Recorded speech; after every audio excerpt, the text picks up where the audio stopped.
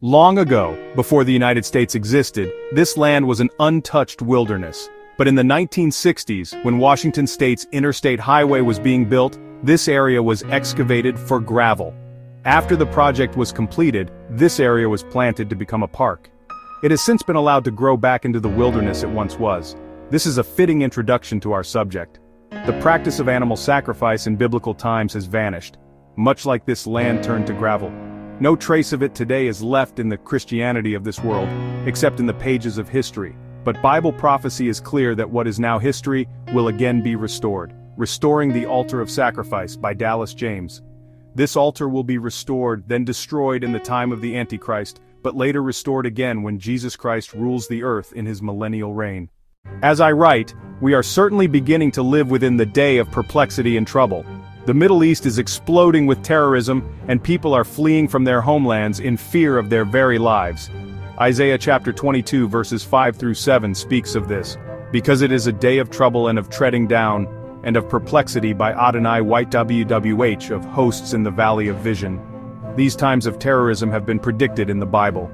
Ezekiel chapter 32 speaks of Elam and all her multitude slain by the sword, who caused their terror in the land of the living. But there is a point in time that Yahweh Elohim will intervene in world affairs to end the carnage. Isaiah 25:3 says the fierce people will glorify you. These days of perplexity are associated with the time the watchmen of prophecy make their entrance. Micah chapter 7 speaks of great corruption, where rulers ask for bribes and the distinguished utter their mischievous desires. James chapter 5 addresses our current business world. Come now, you wealthy ones, weep and howl at the calamity that will come upon you. Your riches are corrupted, and your garments are moth-eaten. These days of perplexity are the beginning of the end times period. We should now review the verses pertaining to these times in which we live, taken from the Holy Bible, Urim Thummim version. Genesis 49:1. Then Jacob called to his sons and said, "Gather yourselves together so I can tell you what will happen to you in the last days." Daniel chapter 10 verse 14.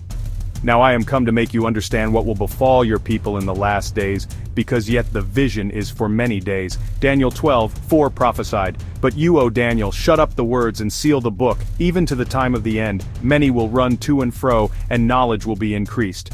Acts 2:17, "And it will come to pass in the last days, says Elohim, I will pour out of my spirit upon all flesh, and your sons and your daughters will prophesy, and I will show portents in the cosmos above and signs in the earth beneath. Blood and fire and vapor of smoke. The sun will be turned into darkness and the moon into blood." It is vital to our understanding of prophecy that we have the correct understanding of the writing of truth as recorded in Daniel 11:5-12. 4. What must reappear is Babylon, Medo-Persia, and Greece.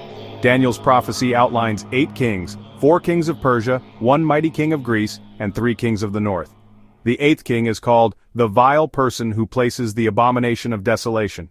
Revelation chapter 17 shows that the writing of truth addresses the end times. The 6th king of Revelation 17 and the 6th king of Daniel's prophecy are the same. John the Baptist wrote, "O progeny of vipers, who has forewarned you to flee from the anger to come?" This is significant because he was the son of Zacharias, the last official priest of the course of Abia. Why do we find John preaching in the wilderness rather than being high priest in the temple? He was the rightful heir, but others now occupied his position of authority. From this point on, the Levitical priesthood was occupied by those unauthorized to do so, whether by other Levites wrongfully assuming positions or by Jews whose tribe has nothing to do with priesthood. The Pharisees secured popular favor and acquired considerable political influence. In the time of Christ, they were the religious power in Palestine, though the priesthood belonged to the sect of the Sadducees. Herod filled the ranks of the priesthood with his own creatures. The Herodians and Sadducees, through their influence with Roman authorities and political intrigue, held the reins of government. This was a complete change from God's order. The tribe of Judah was to be the kingly tribe, and the tribe of Levi the priestly tribe. The Jews were entrusted with the oracles of God, but not with interpreting them. It was precisely this change that evoked the greatest condemnations by Christ himself. Matthew 23. "Woe unto you scribes and Pharisees, hypocrites! You are like whited sepulchres, beautiful outward but within full of dead men's bones." Jesus outlined the violence done to his priesthood. "Jerusalem, Jerusalem, thou that killeth the prophets, and stonest them which are sent unto thee. How often would I have gathered thy children together?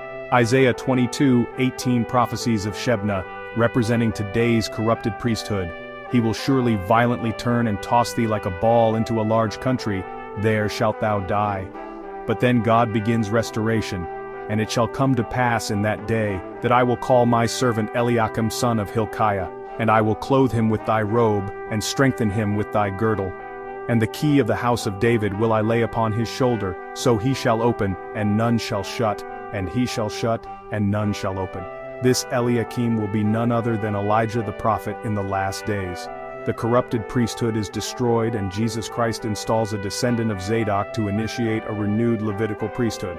This renewed priesthood will operate under the administration of the Melchizedek priesthood.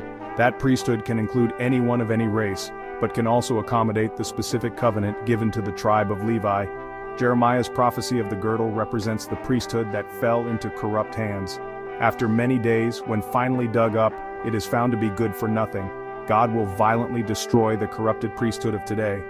Isaiah 10:22 declares the annihilation decreed will overflow with righteousness. Adonai YGH of hosts will ordain an annihilation even decreed for the center of all the land. Just as the wilderness was restored after being turned to gravel, so the altar of sacrifice will be restored. In the millennial reign of Christ, this altar will not be for atonement, but as a memorial, a remembrance of the ultimate sacrifice made by Jesus. These offerings will serve to remind all generations of his redemptive work, fulfilling God's purposes and plan. When Jesus Christ rules the earth, the altar of sacrifice will stand as a living memorial, not to repeat atonement, but to honor and remember the finished work of the Messiah. It will be a symbol of hope, restoration, and God's perfect order. This is the message of restoring the altar of sacrifice, that God's purposes will ultimately be fulfilled and his house will be restored as a place of remembrance, worship, and hope for all people, according to his divine plan.